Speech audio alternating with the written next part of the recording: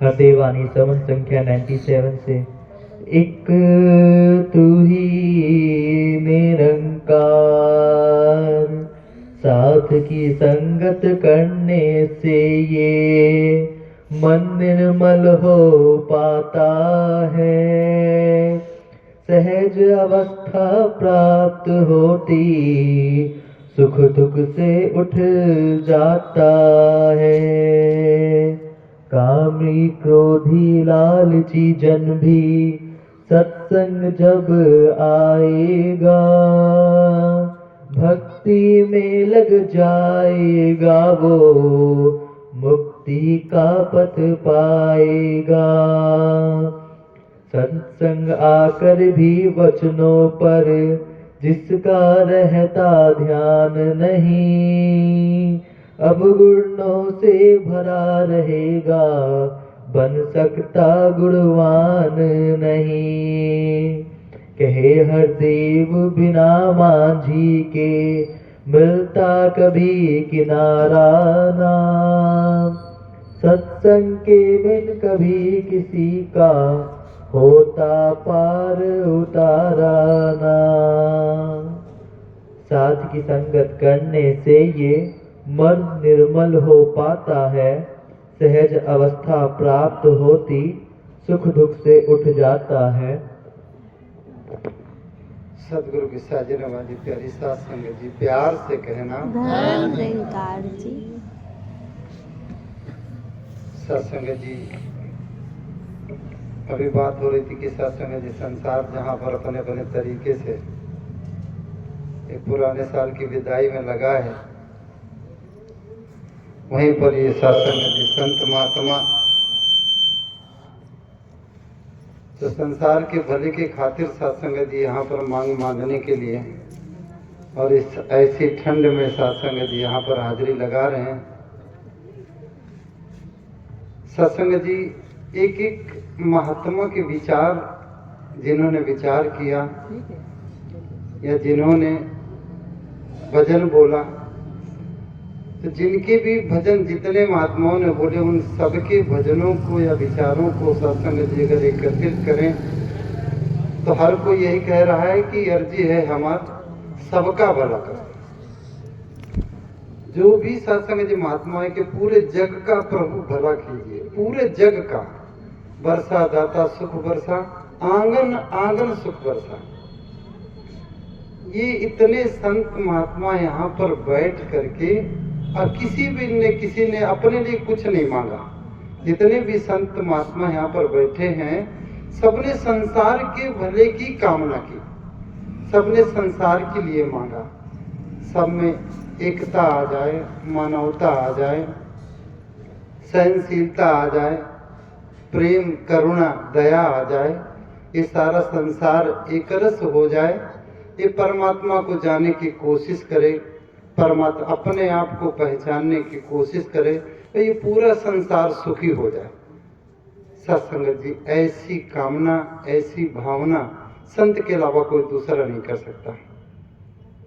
सत्संगत जी संसार को देखें तो आज जहां भी लोग पूजा अर्चना या जो भी तरीके अपना रहे हैं तो सब अपने के लिए, उनके सबके पीछे कोई ना कोई स्वार्थ है।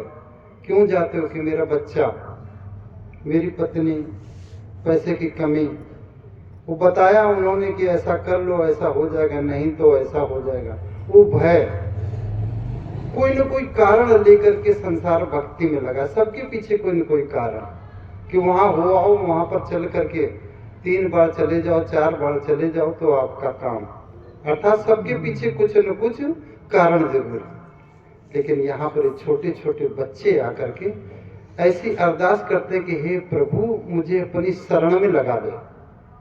पके दे नाल मिल के बैठो, कचे दे नाल बैठो ना। यहाँ पर आवाज लगाते कि हे परमात्मा, ऐसे लोगों का ही साथ देना, ऐसे लोगों का ही सामीप्य प्रदान करना जो परमात्मा प्रेमी हो, अपने आप को जानते हो और जो सबके भले की कामना करते हो, जो सबका भला सोचते हो। तो सत्संग जी जब मुर्शद की तरफ ध्यान जाता है तो ऐसा लगता है कि इन लाखों करोड़ों में जो भी जितने भी प्रकार से भक्ति की जा रही है, जितने भी प्रकार से भक्ति की जा रही है, तो उनमें सत्संग जी ऐसा नहीं कि भगत उनमें नहीं है, सब भगत हैं, लेकिन कौन भक्ति का वास्तव में फल पा रहा है और कौन भक्ति तरीके से कर रहा है, कौन भक्ति सलीके से कर रहा है, और इनमें से किसकी राह सही है और कौन सही दिशा को जा रहा है, ये सत्संग किसी से पूछने की आवश्यकता नहीं।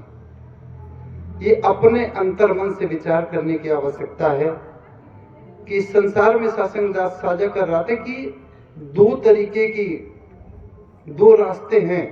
एक है लौकिक संसार जो सबकी निगाहों में दिखाई दे रहा है, जिसको सब लोग समझ रहे हैं, लौकिकता वाला संसार है और सब उसमें लगे हैं, मेरा बच्चा, मेरा घर, मेरा परिवार, मेरे घर, ये कमाई वो कमाई, यहाँ का धन वहाँ का पैसा, सारा संसार उसमें लगा पड़ा है। लेकिन इसी के पैरेलल में एक और है सत्संग जी, वो है सत्संग अलौकिक संसार। लौकिक संसार इस अलौकिक संसार की देन है। ये परमात्मा जो अलौकिक है, जिसकी तरफ किसी का ध्यान नहीं जाता, वो मालिक है इस लौकिक संसार का, इस पूरे कायनात का मालिक है, और जो भी दिख रहा है वो सारा का सारा उसी अलौकिक की वजह से। भक्ति करते हैं लोग, सत्संग जी सब लोग करते हैं, और ऐसा नहीं कि उसमें से गलत है। कहते हैं को सुमिरो नाम का जो जल थल रहा समाये, और दूजा कहे सुमरिए जो जन्म थे मर जाए। अर्थात जिसने जो जन्म लेता है, जन्म लेने के बाद शरीर का त्याग करता है, वो उस श्रेणी के बाहर है, वो परमात्मा नहीं हो सकता। जिसने भी इस धराधाम पर जो भी जन्मा, जिसने भी जन्म लिया और जिसका मरण हुआ, तो वो परमात्मा नहीं हो सकता।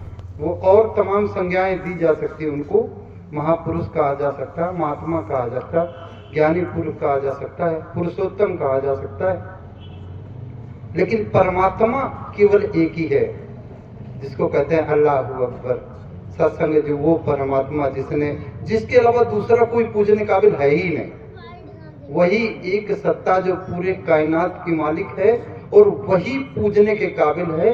इसके अलावा जितनी भी सत्ताएं हैं सब मुबारकबाद के पात्र हैं, आप कुछ न कुछ सिखा के जाते हैं। जितने भी और भी जो भी चीजें हैं, ऐसा नहीं कि उनका तिरस्कार करना चाहिए, वो सब पूजने काबिल हैं, लेकिन वो कुछ सिखलाई ही दे सकती हैं। लेकिन परम तत्व जिसको परमात्मा कहते हैं, वो इन सब से न्यारा, और इन सब के बीच में, हम हमारे बीच में, हम उसके बीच में, वो हमारे दाहिने बाएं ऊपर नीचे चारों तरफ, हम उसके भीतर, वो हमारे भीतर, ऐसे समाया हुआ कि सत्संग जिसके बारे में कोई जानना भी नहीं चाहता, और जिसके बारे में जानने की कोशिश नहीं करता, और जिसकी वजह से ही ये सब कुछ चल रहा है, वो परमात्मा।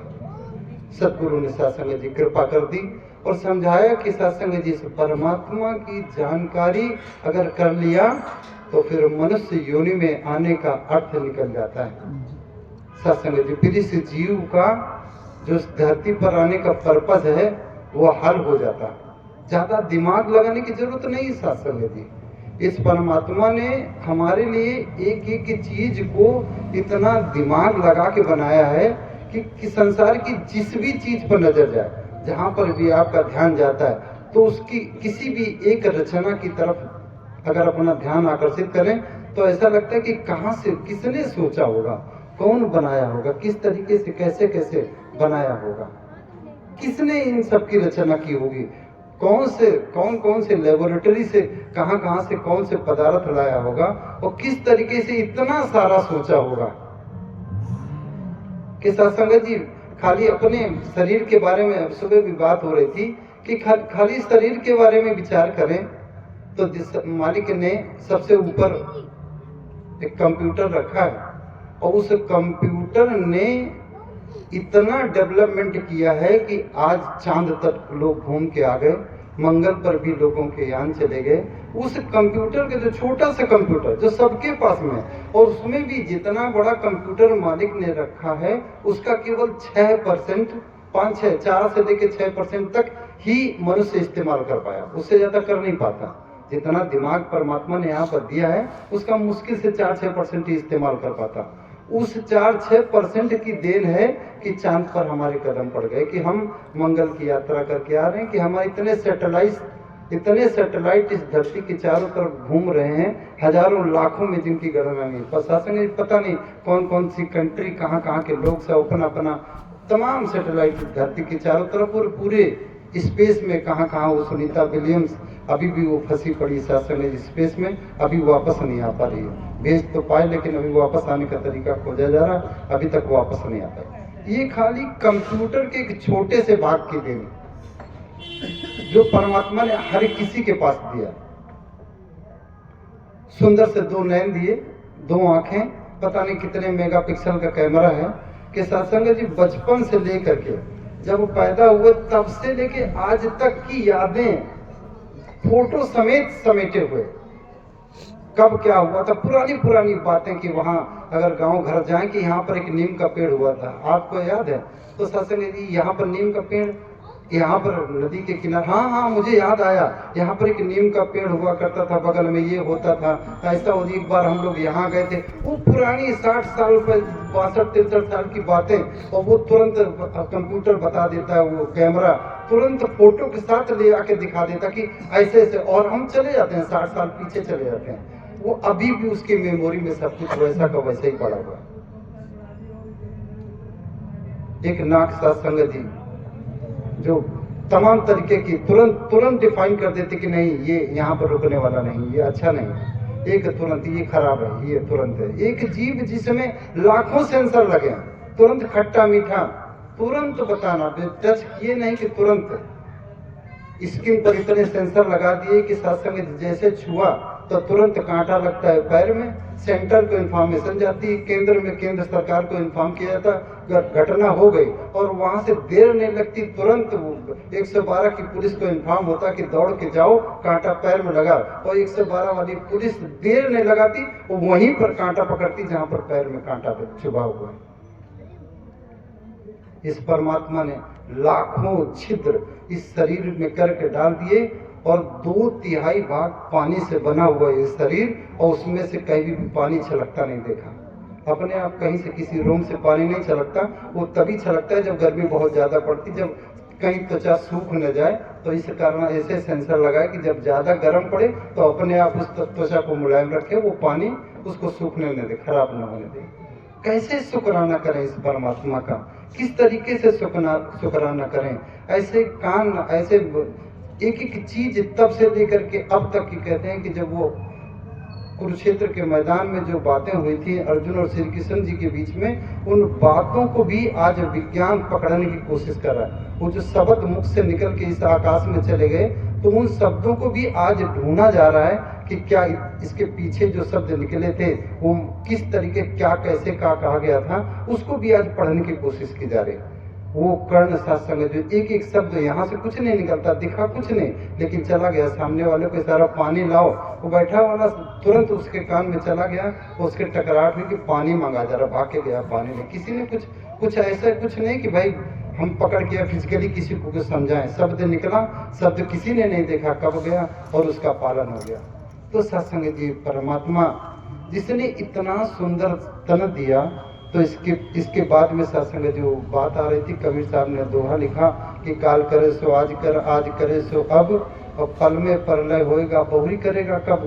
तो सत्संग जी बात हो रही थी कि कौन सा काम करने के लिए वो कबीर साहब जी कह रहे हैं कि जो कल करना था वो आज ही कर डालो। वो कौन सा काम है जिसके लिए उकसाया गया कि समय निकल गया, हाथ न आए अंत काल पछताएगा, और धर्म राज जब मांगे लेखा तो नैरो नीर बहाएगा। तो वो कौन सा काम था जिसके लिए सत्संग जी ये शब्द लिखे गए? तो सत्संग जी वो शब्द इसीलिए लिखे गए कि आए हो इस जहान में, क्या काम है तुम्हारा, और लौटोगे किस जगह पर, ठहरोगे किस जगह पर, लौटोगे जब दोबारा। कि सत्संग जी पता करो कि तुम हो कौन आखिरकार, और किस लिए आए हो। और उस चीज की जानकारी अगर आपने हासिल ना की तो फिर सत्संग जी इस मनुष्य योनि में आना और फिर लाखों करोड़ों कमाना, फिर बड़ी बड़ी महल अटारियों में रहना, फिर बड़े बड़े रुतबेदार होना, फिर बड़े बड़े ओहदेदार होना, फिर तमाम सारी संपत्तियों का मालिक होना। सत्संग जी वो फिर किसी वो जो पर्पस था वो हल नहीं हो पाया। फिर आपकी पांच आना पड़ा तो फिर चौरासे वो घूम घूम के तब तक रगड़े जाओगे कि माटी कहे कुमार से कि तू क्या रोंदे मोए, एक दिन ऐसा होएगा कि मैं रोंदूंगी तोए। कि सत्संग जी संसार में फिर वही मट्टी में मिल जाना, फिर मट्टी से फिर पुतला बनाया जाना और फिर पुतला थोड़े बहुत दिन रुकना, इसके बाद में फिर उसको लौट के फिर वो उसी साइकिल में फिर पड़ जाएंगे। सत्संग जी अभी कैलेंडर की बात हो रही थी कि 24 जा रहा है, 25 आने वाला है, तो 24 दास सोच रहा था कि वो जाता जाता कैलेंडर क्या कह रहा होगा। तो दास विचार कर रहा था कि भाई देख लो 25 जो बहुत लालायित है आने के लिए, खूंटी पर टंगने के लिए। मैं तो 12 महीने में थक गया, मेरा टाइम तो निकल गया, लेकिन जो ये ज्यादा परेशान है, ये जो टंगने के लिए ज्यादा परेशान है, इसको इत्तला कर दो कि ये भी 12 महीने से ज्यादा रुक नहीं पाएगा। जाना इसका भी तय है। अगर हम 12 महीने रुके हैं तो इससे ज्यादा रुक ये भी नहीं पाएगा। सत्संग जी संसार में यही आवाज दी जाती कि ऐ इंसानों, हम तो कैलेंडर हैं, अपने बारे में सोचो, जाना तुमको भी पड़ेगा। निरंतर यही संसार में रुका कोई नहीं, जितने भी आए जाना सबने पड़ा, और हम तो कैलेंडर ही हैं। अपने बारे में विचार करो, परमानेंट यहाँ पर कोई नहीं है, जाना सबने पड़ेगा। तो सत्संग जी कहते हैं कि कबीरा हम पैदा हुए तो जग हंसा हम रोए, और ऐसी करनी कर चलो कि हम हंसें और जग रोए। तो सत्संग जी संत महात्मा इस संसार को समझाने की कोशिश कर रहे हैं कि ऐ इंसानों, जान लो उस परम शक्ति को, जान लो उस परमात्मा को, जान लो उस ईश्वर को जो कण कण में समाया है, जिसके रहते हम जिंदा हैं। वो परमात्मा जो दिखता तो नहीं, जिसके रहने से ही सारा संसार रोशन है। वो परमात्मा जो तमाम कायनात का मालिक है। वो परमात्मा जिसकी वजह से हम हैं। वो परमात्मा जिसकी वजह से कुल संसार, सूरज चांद सितारे जितने भी दिखने वाली लौकिक चीजें हैं वो हैं। तो सत्संग जी उनको जानना नितांत आवश्यक है, और उसमें फिर दिमाग लगाने की आवश्यकता नहीं है। और उसमें भी सत्संग जी अगर सही रास्ता ना मिला, अगर विवेक जागृत नहीं है, अगर अंधेरी गली में चलते चले जा रहे हैं, अपना दिमाग खुल के नहीं बैठे, तो भी सत्संग जी संसार में मिलने वाला कुछ नहीं कि तुम भी खुश और हम भी खुश। सत्संग ये आ जाए तो हाँ जी हाँ जी, वो आ जाए तो हाँ जी, और पीछे वाले आए तो हाँ जी, तो भाई कोई ना कोई तो गलत होगा। क्योंकि सत्संग जी जो रास्ता सही है वो रास्ता तो एक ही कहीं पर जा रहा होगा, सही रास्ता तो एक ही होगा, और सारे रास्तों पर चलना शुरू कर देंगे तो क्या कल्याण हो पाएगा। सत्संग जी वो रास्ता ढूंढना पड़ेगा, वो रास्ता पकड़ना पड़ेगा जो सही मंजिल तक पहुंचाता। विवेक से काम लेना पड़ेगा, विवेक जागृत रखना पड़ेगा। ऐसा नहीं कि सब। दास को एक बात याद आ गई, वो कोई बच्चा गया तो पहले गांव में वो लोटा होते थे जिसमें पेंदा होता था, आजकल तो बिना पेंदे के लोटे ज्यादा होते हैं। वो पेंदा वाला लोटा होता था, उसके पेंदे में भी 100 ग्राम पानी आ जाता, उल्टा कर दो तो उसमें भी 100 ग्राम पानी आ जाता था, पेंदे वाला लोटा। तो पिता ने कहा कि जाओ बेटा तेल लेके आओ। ठीक है, 400 ग्राम तेल लाना था, तो गया तो बोला भाई 400 ग्राम तेल दे दो। तो तेल वाले ने कहा ठीक है। उसने जब लोटे में भरा तो बोला बेटा इसमें तो 300 ग्राम ही आया, ये 100 ग्राम बच गया, तो फिर 100 ग्राम क्या करोगे। सत्संग जी होशियारी दिखाता, कहता कोई बात नहीं, 300 ग्राम इधर डाला तो बाकी का 100 ग्राम इधर डाला। सत्संग जी वो 100 ग्राम पेंदे में डलवा दिया और 100 ग्राम तेल लेकर के घर में आ गया। घर में कहता पिता से, पिता बोला बेटा तेल ले आए। हाँ पापा जी तेल ले आए। तो कितना लाए, बोले 400 ग्राम लाए। किन पागल, ये तो 100 ग्राम ही दिख रहा है, बाकी का 300 ग्राम का, किन बाकी का पिताजी इधर है। तो जो 100 ग्राम था वो भी चला गया। सत्संग जी, एक नाव की सवारी करनी होगी, एक तरफ कोई भागना होगा। इस जीव का कल्याण करने के लिए जो मौका आज हासिल हुआ, बार बार ये मौका नहीं मिलने वाला। बार बार ये संत इस तरीके की आवाज देने की कोशिश नहीं करेंगे, बार बार आपको समझाने कोई नहीं आएगा। आज ये संत महात्मा यहाँ खुले में बैठ करके संसार को आवाज देने की कोशिश कर रहे हैं कि भाई समझ जाओ, अभी भी बेला है। नहीं, वहां पर 2 लाइनें लगेंगी और उस लाइन में खड़े होंगे और कहेंगे मैं तो यार इसके बगल में ही रहता था, मेरा घर तो इसके पास ही में था, मैं तो सुना करता था ये लोग क्या बातें कर रहे हैं, तो एक दूसरे के पैरों में कूदते रहते थे, तो ये तो एक दूसरे के चरणों में पड़े रहते थे, ये जा रहे हैं उस लाइन में, हम क्यों नहीं। तो सत्संग जी फिर महात्मा रानी जी कहेंगे कि हमने तो अलग से एक संगत लगवाई थी रसूलपुर में तुम्हारे सब लोगों के लिए, तुमको सबको आवाज देने के लिए कि भाई अभी भी समय है, चेत जाओ। अगर जीव का कल्याण चाहते हो, अगर पुनपुनि जन्नम पुनपुनि मरणम पुनपुनि जननी जठरे शयनम, अगर बार बार माँ के गर्भ में नहीं आना चाहते, अगर बार बार इस संसार के दुखों को नहीं झेलना चाहते, क्योंकि ये भोग योनि है, जितनी भी योनियां है सारी की सारी भोग योनि है। वो महात्मा कहते हैं कि बाकी बस अंतर इतने हैं कि एक सोने की बेड़ी और एक लोहे की बेड़ी। जितने भी हम आ गए तो इंसानी योनि में है तो कंबल ओढ़ के बैठे हैं, सर के ऊपर एक पहले कैप लगाई, उसके ऊपर से मफलर बांध लिया और उसके बाद ग्लव्स भी लेकर के मोटरसाइकिल से आए हैं ताकि पैदल ना चलना पड़े, इतने साधन भी हमारे पास में। अभी महात्मा पीएन यादव जी कह रहे थे कि संसार के कितने जीव हैं जो खुले में पड़े होंगे, क्या उनको ठंड नहीं लगती? वो कांपते हैं। रात को देखें तो कुत्ते बिल्ली जो रात में वो ठंड लगती है। अभी हम लोग आग तापते, उदास तो गाँव का रहने वाला देखता था कि जब हम आग ताप के हट जाते थे तो उसी आग के पास में भी जब सवेरा होता था तो कितने गली मोहल्ले के जो कुत्ते होते थे वो उसी आग के आसपास बैठे रहते थे। क्यों? ठंड तो उनको भी लगती, वो भी सहारा ढूंढते, उनको भी चाहिए। जितना मिल गया उतने में गुजारा कर लेते। एक तरफ को आंच लग रही है तो उतने से गुजारा, बाकी एक तरफ को कांप रहे हैं। सत्संग जी, इतना सुंदर तन परमात्मा ने दिया, एक एक चीज हमारे कायनात में परमात्मा ने हमारे लिए बना के भेजी, हमारे लिए पर्टिकुलर हमारे लिए। ये क्या है? ये गेहूं है, चना है, ये दाल है, ये इसकी दाल, वो मसूर की दाल, इतनी दालें, इतनी सब्जियां, इतने सारे बीज उसने अपनी लेबोरेटरी में तैयार किए। क्यों? क्योंकि मेरा एक बच्चा आएगा और वो आ करके हो सकता है हमको जानने की कोशिश करे, तो वो कैसे सरवाइव करेगा? जब तक उसकी विवेक जागृत ना हो जाए तब तक इस संसार में रहेगा।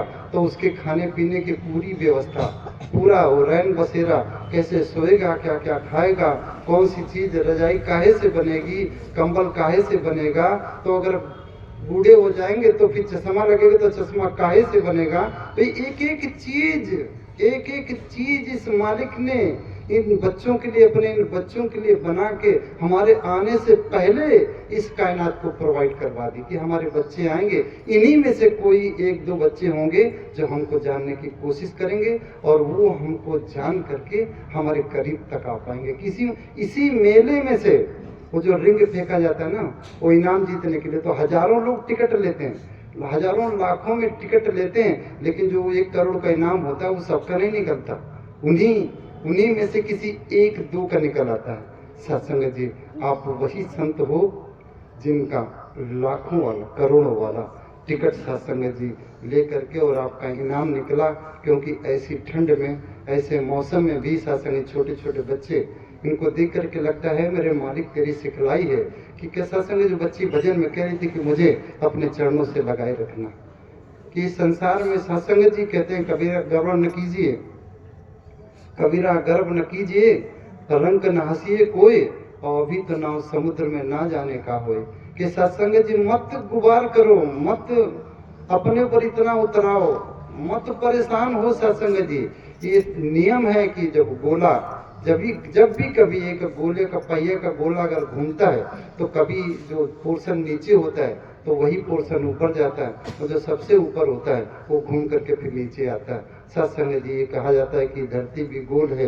तो सत्संग जी, संसार में रह करके कभी भी इन चीजों से, क्योंकि जिस सत्ता से परमात्मा ने हमको नवाजा है, दास सुबह भी कह रहा था कि वो अडानी अंबानी और कौन कौन से वो तमाम सारे ऐसे लोग, अनंत अंबानी के जो उनके बेटे हैं, तो उनको एक ऐसी डिसीज है कि जिसको डॉक्टरों ने मना कर दिया कि वो ठीक नहीं हो सकती। उस डिसीज के साथ ही जीना पड़ेगा उस बच्चे को, अनंत अंबानी को। वो सही होने वाली नहीं है। करोड़ों करोड़ों के मालिक, पता नहीं कितने करोड़ की, कहते हैं कि अगर वो 500 का नोट गिर जाए तो जितनी देर में उसको उठाएंगे उतनी देर में वो हजारों नोट कमा लेंगे। तो इसलिए वो गिरा हुआ नोट उठाने के समय जिनके पास नहीं है, और उन लोगों के, उन ऐसे ऐसे अमीरों के बच्चों को जो डिसीज है उसको ठीक करने के लिए शासन संसार में कोई वैद्य, कोई हकीम में इतनी ताकत नहीं जो उसको ठीक कर पाए। सत्संग जी, क्यों शुक्रिया न करें इस परमात्मा का? क्यों इसका शुक्राना ना अदा करें कि है मेरे मालिक, तूने जहाँ भी पैदा किया, तूने जैसे भी पैदा किया, ये तेरी मेहरबानी है, तेरी कृपा है। जो तू दे रहा है वो तेरी मर्जी है, जो मैं मांग रहा हूँ वो मेरी मर्जी है। तो सत्संग जी कहते हैं कि फिर काम वो करें, मांगे वो जो इसकी मर्जी है। अगर मांगेंगे वो जो इसकी मर्जी है तो मिलेगा वो जो सत्संग जी हमारी मर्जी है। तो सत्संग जी, ये संत महात्मा जिस लड़ी में उनकी सत्संग इस समय पूर्णता की तरफ है। कलदास के टकरोई भवन पर महात्मा ऐसलगर साहब का आगमन हुआ, और सत्संग जी वो इतना सुंदर स्वरूप संगत का, और वो इतने चैतन्य महात्मा की 80 साल की उम्र, और सत्संग जी बिना मुखलर के उन्होंने आकर के जब उनकी चैतन्यता को देखी, एक एक चीज को बड़ी बारीकी से देखा उन्होंने। एक एक महात्मा के ऊपर उनकी निगाह, कौन महात्मा किस तरीके से बैठा है, कौन महात्मा। सत्संग जी चरित्र बोलता है, हमारे कर्म बोलते हैं। महात्मा ने इस बात को कहा भी कि हम अगर अपने घरों में वो शंख बजाएं, घंटा बजाएं, घड़ियाल बजाएं, लोग जान जाएं कि हम ये कर रहे हैं, और हम अपने मत्थे पर लगाएं, यहाँ वहाँ लगाएं, क्यों लोग जान जाएं कि हम वो कर रहे हैं। सत्संग जी, ये संसार जो दास बात कर रहा था कि अलौकिक जो संसार है उसको लोग मानते हैं, लेकिन जो ये लौकिक संसार है, जो जहाँ पर सत्संग जी आज संसार केवल मानने की बात करता है, मानते हैं ऐसा होता, मानते हैं वैसा होता। सत्संग जी कहते हैं कि एक नूर से सब जग उपजा, कौन भले कौन मंदे। सत्संग जी सारा जगत एक ही नूर की उपज है, और एक ही तरीके से वो सत्संग जी। अलग बात है कि किसी ने कह दिया कि वो फला तो सर से पैदा हो गया, वो फला भुजा से पैदा हो गया, वो पेट से पैदा हो गया, ये मानने की बातें हैं। लेकिन जानने की अगर बातें हों, अगर प्रैक्टिकल में देखा जाए तो अंडज, पिंडज, स्वेदज, उद्भुज, केवल 4 ही तरीके हैं जो इस जीव जिन तरीके से इस संसार में आ पाता। तो सत्संग जी, सच्चाई का जीवन सच्चाई के साथ रह करके जिया जाए, और इस जीव के कल्याण के लिए एक ही रास्ता है कि किसी पूर्ण मुर्शद के चरणों में सर को झुकाया जाए, और जा कर के इत्तला करी जाए, जा कर के विनती करी जाए, ऐ मालिक, मैं भी जानना चाहता हूँ कि मैं कौन हूँ, कहाँ से आया हूँ और कहाँ को जाऊँगा। सत्संग जी, बस इतनी सी बात करना, कौन से धर्म के हैं, कौन से गोत्र के हैं, कहाँ के रहने वाले, कौन सा वर्ण है, कौन सी जाति है, कोई फर्क नहीं पड़ता इन सारी चीज़ों का। बस इतनी सी इत्तला करना कि मालिक, मुझे भी उस परमात्मा के दीदार करने हैं जो इस पूरी कायनात का मालिक है। सत्संग सदगुरु आज धरा धाम पर सत्संग जी पधारा हुआ है, कल्याण का रास्ता मिल जाएगा। तो बख्शिश करो सत्संग जी, समय पूर्ण हो गया। दास के मुख से अगर कोई शब्द अच्छा नहीं निकला हो तो बख्श लीजिएगा। आप ही के चरणों में बैठ करके दास सीखता है, अगर कोई भी शब्द आप ही को अच्छा न लगे तो सत्संग दास को सुधारने की कोशिश करेगा। और जिन संत महात्माओं की तरफ से प्रसाद की सेवा है, सच्चे बादशाह कृपा करोगे। जिस तरीके से सारे संत महात्माओं ने संसार के भले की कामना की है कि सबका भला करो भगवान, सबका सब विधि हो कल्याण। दास भी उसी लड़ी में सदगुरु माता जी के चरणों माथा के विनती करता है, मालिक सबका, जहाँ तक आवाज जा रही उनका, इसके अलावा भी सत्संग जी पूरे जगत का, पूरे संसार का भला कीजिए। और इस संसार में एक ऐसी हवा छोड़ दीजिए, एक ऐसी गैस छोड़ दीजिए कि वो जो नफरत वाली, जो नफरत की बीमारी फैली पड़ी है, वो बीमारी ऐसे भाग जाए जैसे कोरोना भागा हुआ है। ये सारे मिलवर्तन में लग जाएं, सारे एक दूसरे से प्यार करने लग जाएं, सारे एक दूसरे से मोहब्बत करने लग जाएं, सारे एक दूसरे को अपना बनाने लग जाएं, और वही प्रेम की धारा जो सदगुरु चाहता है उसी धारा में अपना जीवन बिताने लगें। तो साथ संगत जी सारे कल्याण की, सारे संसार के कल्याण के साथ में दास आप जी के चरणों अपने भीख मांगता है, सच्चे पातशाह कृपा करो कि केवल शब्द बोलों से न निकले, ये कर्म बन करके आप जी के सामने आए। प्यारी साथ संगत जी प्यार से कहना धन्य धन्य निरंकार जी।